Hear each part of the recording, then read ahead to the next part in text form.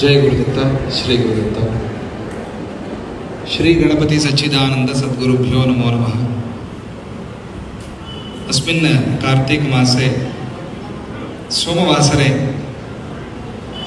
संस्कृत भारत्याः कार्यक्रमः अत्र प्रचलति। एषः कार्यक्रमः अत्र चालनीयः इति प्रभाकर शास्त्री महोदयाः मैसूर नगरम् आगत्य यदा पृष्टवन्तः तदा महान् सन्तोषः आसीत्। अत्र आन्ध्रदेशेषु विशेषतः विजयवाटिकायां संस्कृत अभिमानिनः बहवः सन्ति इति वयं बाल्यादपि जानीमः। सर्वे बहु प्रेम कुर्वन्ति संस्कृत विषये। संस्कृते एव भाषणीयं, संस्कृते एव वक्तव्यम् इति सर्वेपि इच्छन्ति। तदपि अत्र दृश्यते एव। अद्य रमणमूर्ति महोदयाः संस्कृतभारतीम् अधिकृत्य संस्कृतभारत्याः कार्यक्रमः कथं प्रचलति इत्यस्मिन् विषये सर्वमपि उक्तवन्तः, सर्वं वर्णितवन्तः। तत् श्रुत्वा महान् आमोदः सञ्जातः। एवमेव संस्कृतस्य सर्वदापि प्रचारः प्रसारश्च भवतु इति मनस्येव गुरुप्रार्थनमपि कृतम्। अवश्यं भविष्यत्येव। इदानीं सर्वे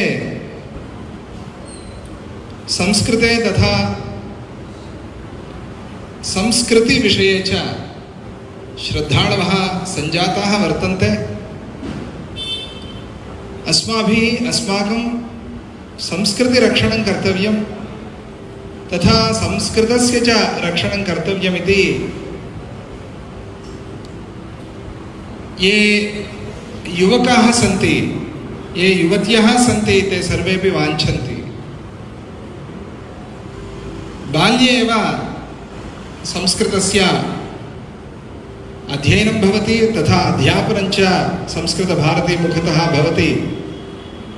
तेषां संयोजनमपि अस्मिन् विषये सम्यगस्ति।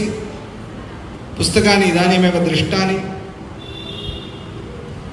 अस्माकं श्रीचरणाः गणपति सच्चिदानंद स्वामीजी महोदयाः 96तमे वर्षे एव अस्मिन् विजयवाटिका आश्रमे संस्कृत भारतीमुखतः संस्कृत अध्यापनं भवतु, 10 दिनपर्यन्तं सः कार्यक्रमः अत्रैव प्रचालितः इति वयं सर्वेपि जानीमः। अस्मिन् अवसरे अपि स्मृतं च तस्मिन् काले तथा अभूत् इति। एतस्मिन् काले मध्ये एव अस्माकं मुरलीकृष्णमहोदयाः प्रायशः 10 वर्षेभ्यः प्राक् इति मन्ये आगत्य अत्र आश्रमे संस्कृतपाठः कर्तव्यः इति मनसि इच्छा वर्तते। भवतु वा इति अनुज्ञां पृष्टवन्तः।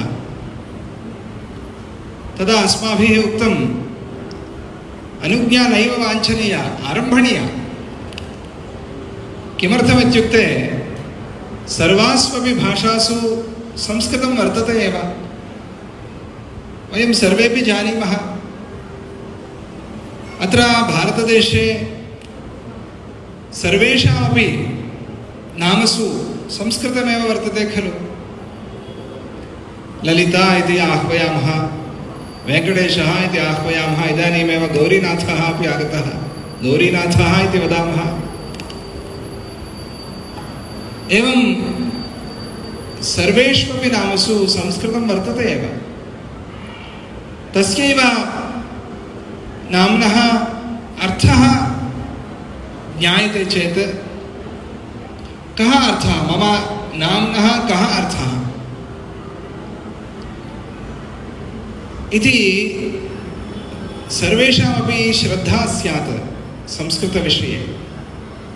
श्रीचरणः संस्कृतभाषायां 2000 भजनरचनं कृत्वा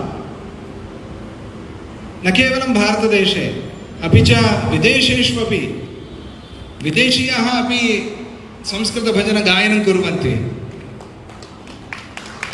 तस्यैव दत्तभक्ताः तस्य भजनस्य संस्कृतभजनस्य नमामि वेदमातरं भजामि चित्सुखं परम् इति भजनमस्ति।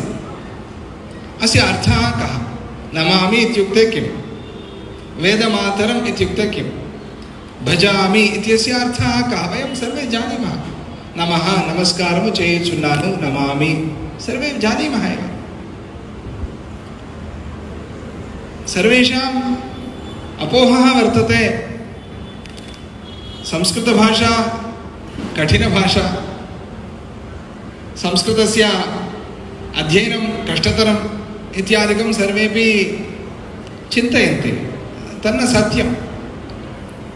संस्कृतभाषा अतीव मृदुला भाषा, मधुरा भाषा, सुलभा च भाषा संस्कृतभाषा। तेलुगुभाषायाम् आन्ध्रभाषायामपि तथा सर्वास्वपि भाषासु संस्कृतभाषा वर्तते एव। अतः एव ललितासहस्रनामस्तोत्रे सा राजराजेश्वरी भाषारूपा बृहत्सेना इति कीर्त्यते खलु। भाषारूपा, सा भाषारूपा। अस्माकम् एवं प्रश्नः क्रियते, यदा ललितासहस्रनामस्तोत्रस्य रचनम् अभूत् तस्मिन् काले आङ्ग्लभाषा आसीद् वा इति। नासीत्। तर्हि किमुच्यते भाषारूपा इत्यपि प्रश्नः अस्मिन्नेव समये उद्भवति। तत्र भाषा इत्यस्य अर्थः संस्कृतभाषारूपिणी इत्येव। भाषारूपा नाम संस्कृतभाषारूपा इति। किमर्थमेवम् उच्यते? संस्कृतभाषा सर्वभाषा माता। सर्वाः अपि भाषाः संस्कृतभाषायामेव वर्तन्ते। అన్ని భాషలకి మాతృస్థానం ఏది అంటే సంస్కృత భాష. అందుకే లలితా సహస్రనామంలో భాషారూప. మనం అడుగుతాం, ఏమండి లలితా సహస్రనామం రాసినప్పుడు ఇంగ్లీష్ ఉందా? ఇంగ్లీష్ పుట్టిందా? వశిన్యాది దేవతలకి గ్రీకు భాష తెలుసా? లాటిన్ తెలుసా? అప్పటికి భాషలన్నీ ఉన్నాయా?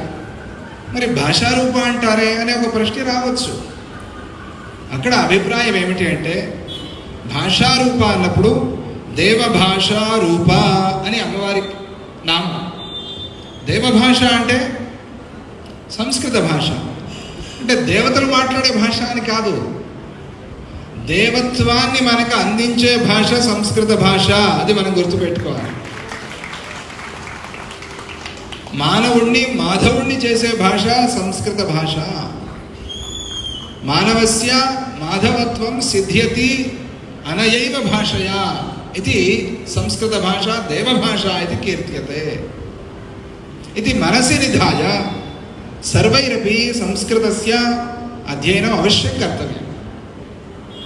సంస్కృత భారతి ముఖతః సంస్కృతస్య ప్రచారः ప్రచలతి, అతీవ ప్రచలతి. అత్రైవ విజయవాటికాయాం कति छात्राः सन्ति? 8,000 संख्याकाः ये संस्कृते एव वक्तुं शक्नुवन्ति. तथाविधाः संस्कृतशिष्याः अस्मिन्नेव नगरे वर्तन्ते इति श्रुत्वा महान् सन्तोषः सञ्जातः. एवं सर्वदापि एवमेव भवितव्यम्. అందరూ తప్పకుండా సంస్కృత అధ్యయనం చేయండి. సంస్కృతంలో మాట్లాడే అభ్యాసం చేయండి. సంస్కృతం చాలా సులభమైంది. సంస్కృతానికి ఒక అపప్రచారం ఈ కాలంలో. సంస్కృతము మృత భాష అని కానే కాదు. సంస్కృతం అమృత భాష, అమృతత్వాన్ని ఇచ్చేటువంటి భాష. మనం అట్లా అనుకోకూడదు. మన ఆస్తి అది, మన సొత్తు అది, మనం కాపాడుకోవాలి. ఎవరిదో బాధ్యత అని అనుకోకూడదు. ఈ దేశంలో పుట్టిన ప్రతి ఒక్కడి బాధ్యత ఆస్తి కాపాడుకోవటం. ఇంట్లో ఆస్తి ఉంటే అందరం కాపాడట్లా, నాది నాది నాది అని. అలాగే ఇది మన దేశ ఆస్తి సంస్కృతం అనేది, దాన్ని మనం కాపాడుకోవాలి. అది మన బాధ్యత. ఎట్లా కాపాడగలం? మనం నేర్చుకోవాలి, మన పిల్లల్ని ప్రోత్సహించాలి, పిల్లలకి నేర్పాలి. మేము సంస్కృతమే అండి, మా ఫస్ట్ లాంగ్వేజ్ సంస్కృతం అంటారు. ఫస్ట్ లాంగ్వేజ్ని సంస్కృతంలో ఏమంటారు నాయన అంటే ఏదో అంటారు. మరి ఎందుకైనా సంస్కృతం తీసుకున్నా అంటే మంచి స్కోరు, బ్రహ్మాండంగా మార్కులు వస్తాయి. సంస్కృతంలో 100 అబ్బా, రామహ రాదు. రామశబ్దం వచ్చా రాదు. సంస్కృతంలో ఎన్ని మార్కులు? 100 out of 100. Very good. దీంతో ఉద్యోగాలు సంపాదించేస్తున్నారు. ఇప్పుడు అది లేదు, ఇప్పుడు అది తీసేశారు. ఇదివరకు పేపరు సంస్కృతమే, రాసేదంతా ఇంగ్లీష్లో. వాడు సంస్కృతంలో అడిగి కింద మళ్ళీ ఇంగ్లీష్లో అడుగుతాడు, దాన్ని వీడు ఇంగ్లీష్లోనే రాస్తాడు. ఇదేం ఆట ఇది? ఇది నిజంగా ఒక ఆట, ఇది ఒక నాటకం. ఇది ఇటువంటివి జరిగిపోతున్నాయని చెప్పి వాళ్ళేదో పాపం శ్రద్ధ కలగని అనే ఉద్దేశంతో పెట్టారు. మనం ఎందుకులే తలకాయ నొప్పి అని దాన్నే ఇంగ్లీష్లో ఎట్లాగో మనకు తెలిసినవే కథలని రాసేస్తున్నాం. అలా కాకూడదనే ఉద్దేశంతో సంస్కృత భారతి వారు చాలా మంచి కార్యక్రమం చేస్తున్నారు. వారు వేసిన పుస్తకాలు కూడా ఇదివరకు చూశాను, ఇప్పుడు కూడా చూశాను. గీత, భగవద్గీతని చాలా చక్కగా అర్థం చేయించేందుకోసం మంచి మంచి గ్రంథాలు వేసి సులభంగా, ఇప్పుడు పిల్లలు అత్ర ఆశ్రమే సర్వేపి 3,000 छात्राः गीता अध्ययनं कुर्वन्ति. अस्मिन् वर्षे एव मार्गशीर्मासे अत्र मैसूरुनगरम् आगत्य छात्राः परीक्षामपि दास्यन्ति गीता भगवद्गीता विषये. భగవద్గీత నేర్చుకుంటున్నారు. సులభమే, కష్టమేం లేదు. అన్నీ మనకి తెలిసిన పదాలే. మన భాషలోనే సంస్కృతం ఉంది. ఆయన చెప్పినట్టుగా మన రక్తంలోనే సంస్కృతం ఉంది. నిజం, అది మన రక్తంలోనే ఉంది. అందుకని పెద్దగా కష్టపడాల్సిన పనుల మనం అనుకుంటాం అంతే. కాకపోతే అది చాలా, దాని ఒక రచన, సంస్కృత భాష యొక్క రచన చాలా గొప్పగా ఉంటుంది. అది మనం చూసి భయపడిపోతాం.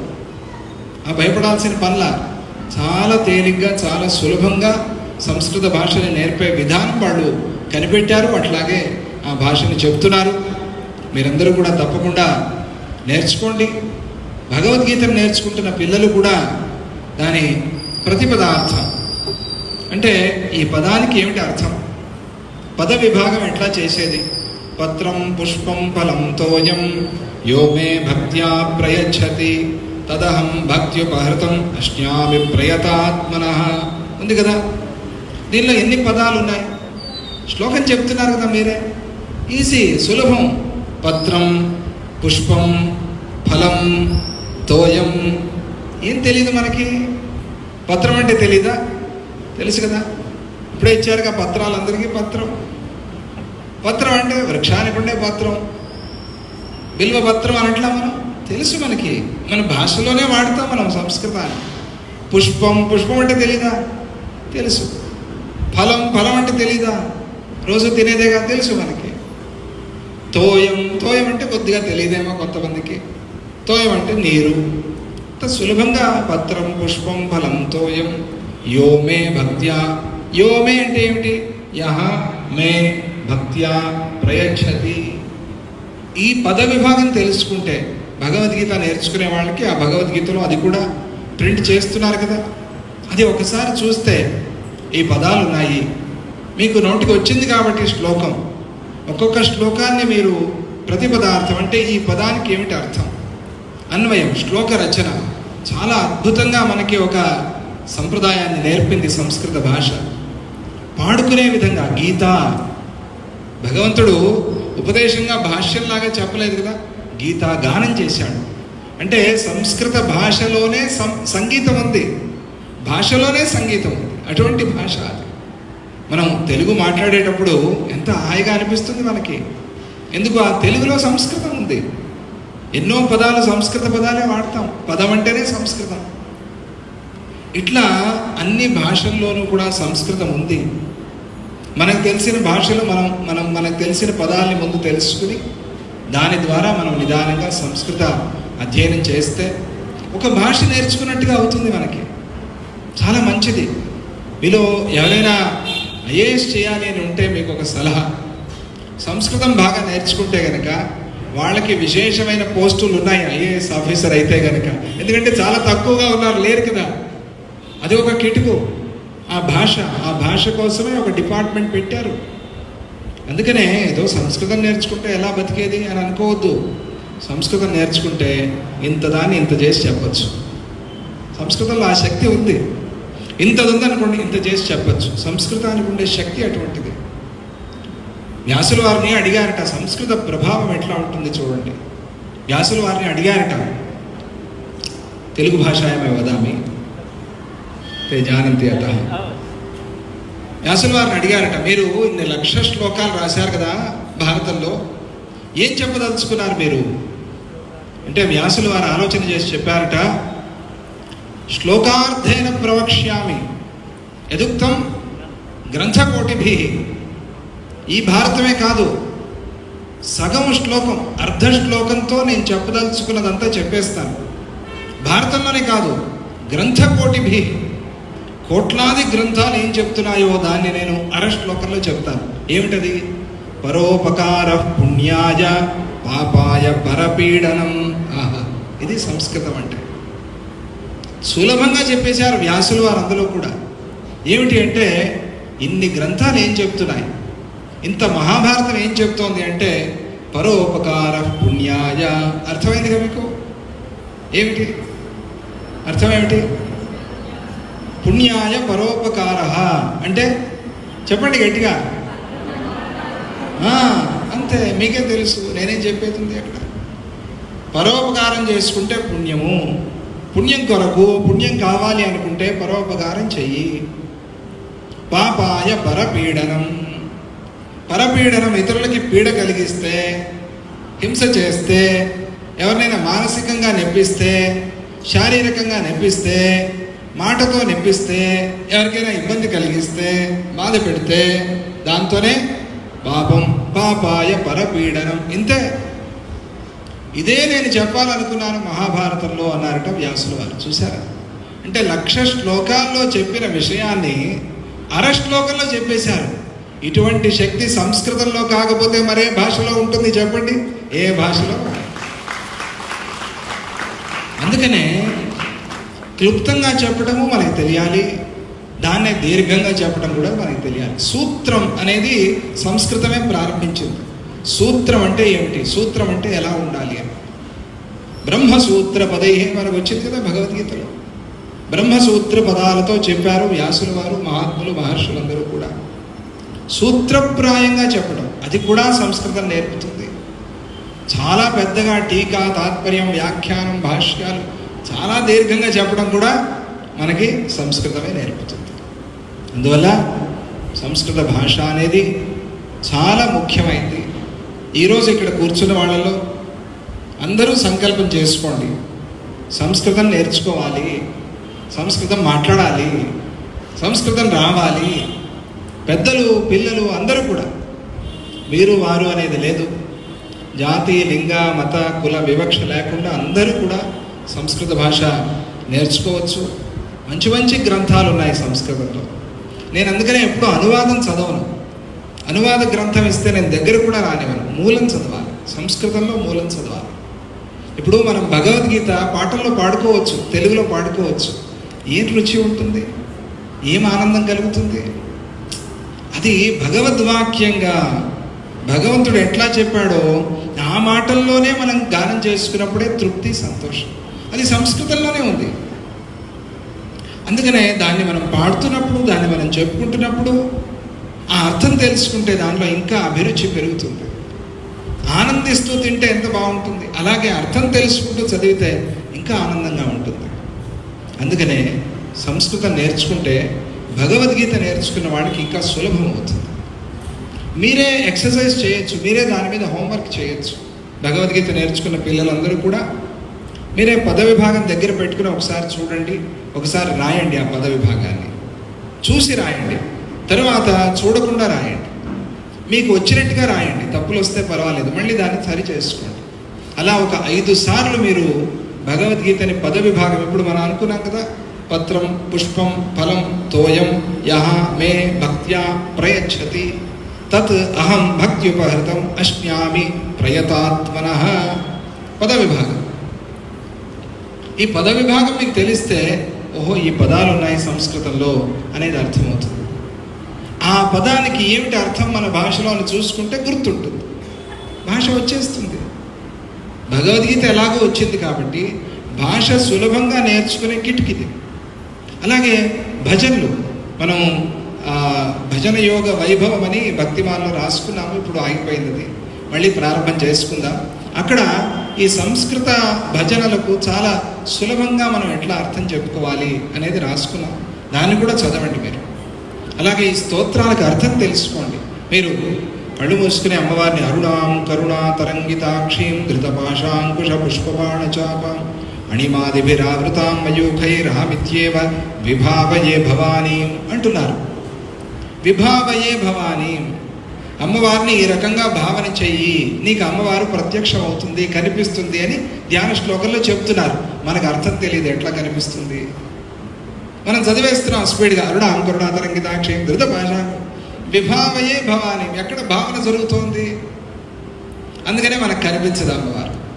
ఎంత పూజ చేసినా మనకు కనిపించదు. అందుకనే దేవుడికి భగవంతుడికి దగ్గర అవ్వాలి అంటే సంస్కృత భాష బ్రిడ్జి లాగా ఉపయోగపడుతుంది.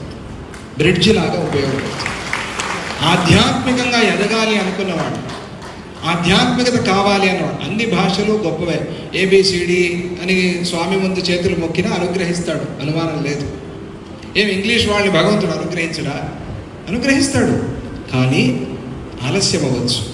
ఎందుకు? నువ్వు రిసీవ్ చేయటంలా, నీ దగ్గర రిసీవ్ లేదు, నువ్వు ట్యూన్ చేయటంలా. సంస్కృతంతో ఆ రేడియో ట్యూనింగ్ అనేది తొందరగా అవుతుంది, అది మనం గుర్తుపెట్టు. వాళ్ళకి అవుతుంది చెప్పంగా చెప్పంగా చెప్పంగా, ఇంకా ఆయన దయతలిచి ఎప్పుడో అనుగ్రహించి దర్శనమిస్తాడు. కానీ సంస్కృతంలో భావన చేయగలిగిన ఒక శక్తి ఉంది, అటువంటి భాష అది. అందుకనే ఆధ్యాత్మికంగా ఉండాలి అనుకున్న వాళ్ళు సంస్కృత భాష నేర్చుకోవాలి, చాలా మంచిది అది. ఇప్పుడు మంచి మంచి గ్రంథాలు, అద్భుతమైన గ్రంథాలు, కావ్యం, ఆహా, కావ్యం చదివితే గనక పంచకావ్యాలు తప్పకుండా చదవాలి. స్కూల్లో ఉంటాయి, రఘువంశం ఉంటుంది, కుమార సంభవం ఉంటుంది, చిన్నప్పుడు చెప్పేవాళ్ళు తప్పకుండా. ఇప్పుడు అదే పద్ధతి లేదు. కావ్యం యశసేర్థ కృతే, అద్భుతంగా కావ్యం అంటే ఏమిటి మనకి చెప్పారు. ఆ కావ్యం చదువుకుని అట్లా వ్యాపారానికి, వ్యవసాయానికి, వ్యవహారానికి, ఉద్యోగానికి వెళ్ళేవాళ్ళు. పంచకావ్యాలు చదివితే ప్రపంచంలో బతకడం వచ్చేస్తుంది, ఖచ్చితంగా వస్తుంది, అటువంటి శక్తి ఉంది. ఇదివరకు ఏమున్నాయి చదువులు, ఇప్పుడు కదా వచ్చాయి. ఒక 50 ఏళ్ల క్రితం కంప్యూటర్ ఎక్కడ ఉంది, ఇప్పుడు వచ్చింది, అదే గొప్ప అయిపోయింది మనకి. ఓహో కంప్యూటర్ ఎక్కడ ఉంది? ఇది ఉందా? బతకలేదా జనాలు? కన్స్ట్రక్షన్స్ కాలేదా? డెవలప్మెంట్ కాలేదా? జనాలు లేరా? అప్పుడు ఆహారం లేదా? వస్తువులు లేవా? ఉన్నాయి. ఎట్లా ఉన్నారు వాళ్ళు? అది ఒకసారి ఆలోచన చేసుకుంటే మనం ఆ భాష ఎంత మన దేశానికి ఉపయోగపడింది అనేది మనకు అర్థమవుతుంది. ఈరోజు ఈ సంస్కృత భారతి తరఫున ఈ కార్యక్రమం చేశారు, చాలా సంతోషం. వారు వచ్చి ఇక్కడ ఆశ్రమంలో కూడా నేర్పుతున్నారు సంస్కృతం. మురళీకృష్ణ ఇక్కడ నేర్చుకున్న వాళ్ళే అక్కడ మైసూరులో కూడా ఇప్పుడు పిల్లలకి పాఠాలు చెప్తున్నారు. స్వాతి, వీళ్ళంతా కూడా. మీరు కూడా అందరూ సంస్కృత అధ్యయనం చేయండి, చాలా మంచిది. ఇప్పుడు ఈ కార్యక్రమానికి వచ్చి ఈరోజు పత్ర స్వీకారం చేశారు, సర్టిఫికేట్లు తీసుకున్నారు. వారికి అందరికీ కూడా ఆశీస్సులు. వారు కూడా ఇంకా బాగా సంస్కృత అధ్యయనం చేసి పాఠాలు చెప్పాలి, పిల్లల్ని తయారు చేయాలి సంస్కృత భాషలో. మన ప్రభాకర్ శాస్త్రి గారే ఉదాహరణ. ఆయన ఎప్పుడు ఎన్ని వయసులో ప్రారంభం చేసి 65వ సంవత్సరంలో సంస్కృతం ప్రారంభం చేసి ఈరోజు బ్రహ్మాండంగా మాట్లాడుతున్నారు. 6 నెలల్లో సంస్కృతం వచ్చేసింది. వయస్సు అని అనుకోకూడదు మనం, అయ్యో నాకు రాదని. మీకు గనక బుద్ధి బాగా చురుగ్గా ఉండాలి అంటే 40 ఏళ్ల తర్వాత ప్రతి 5 సంవత్సరాలకి ఒక కొత్త భాష నేర్చుకోండి. ప్రతి 5 సంవత్సరాలకి ఒక కొత్త భాష నేర్చుకుంటే గనక మనకి ఈ బుద్ధికి సంబంధించిన కొన్ని రోగాలు అటువంటివి రావు. ఆ శక్తి ఉంది అని రీసెర్చ్ చేసి చెప్పారు.